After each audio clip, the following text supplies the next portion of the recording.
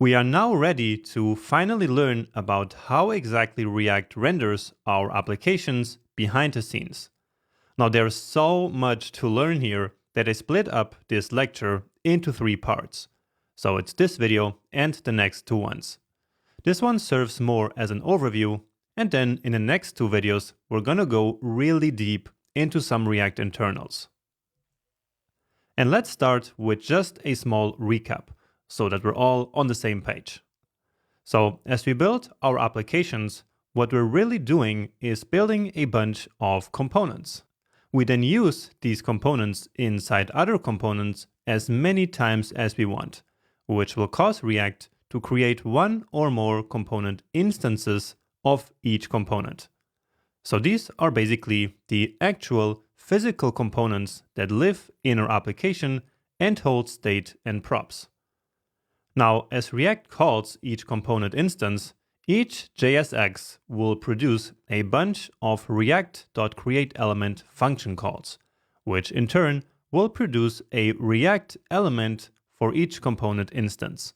And so this React element will ultimately be transformed to DOM elements and displayed as a user interface on the screen.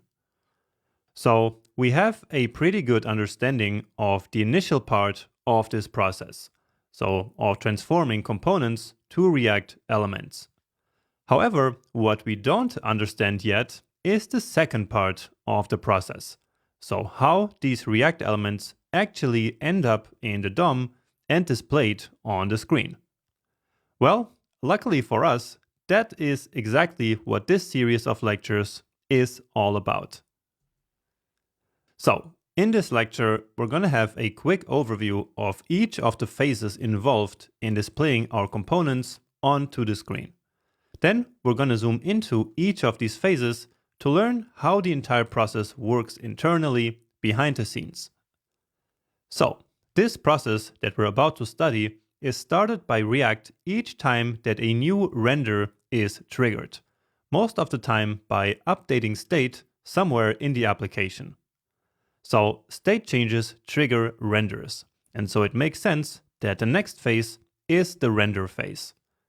In this phase, React calls our component functions and figures out how it should update the DOM, so in order to reflect the latest state changes. However, it does actually not update the DOM in this phase, and so React's definition of render is very different from what we usually think of as a render, which can be quite confusing. So again, in React, rendering is not about updating the DOM or displaying elements on the screen. Rendering only happens internally inside of React, and so it does not produce any visual changes.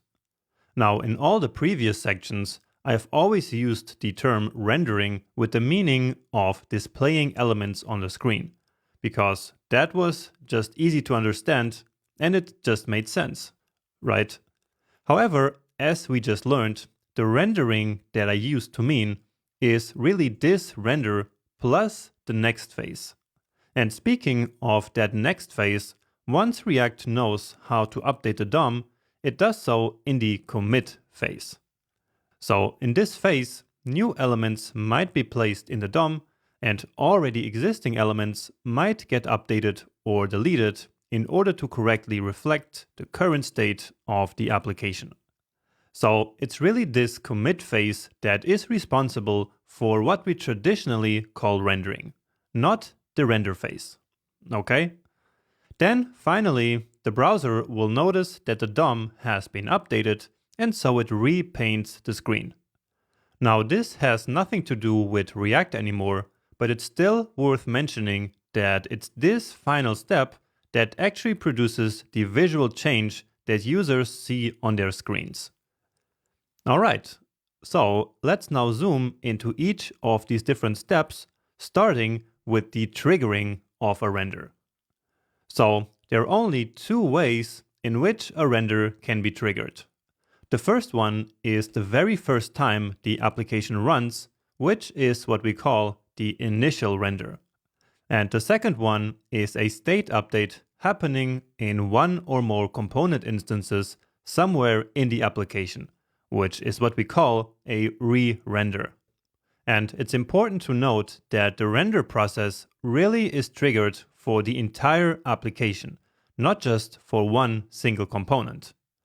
Now, that doesn't mean that the entire DOM is updated, because remember, in React, rendering is only about calling the component functions and figuring out what needs to change in the DOM later.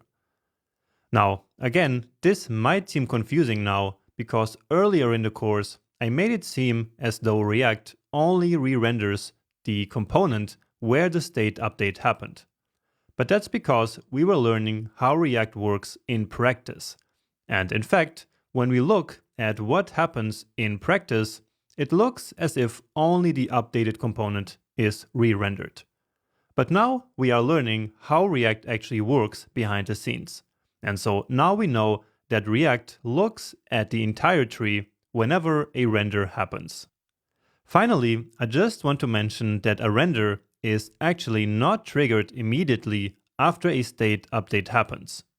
Instead, it's scheduled for when the JavaScript engine basically has some free time on its hands. But this difference is usually just a few milliseconds that we won't notice.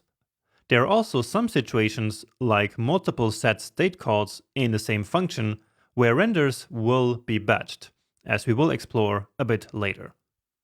So, this is how renders are triggered, which is the easy part.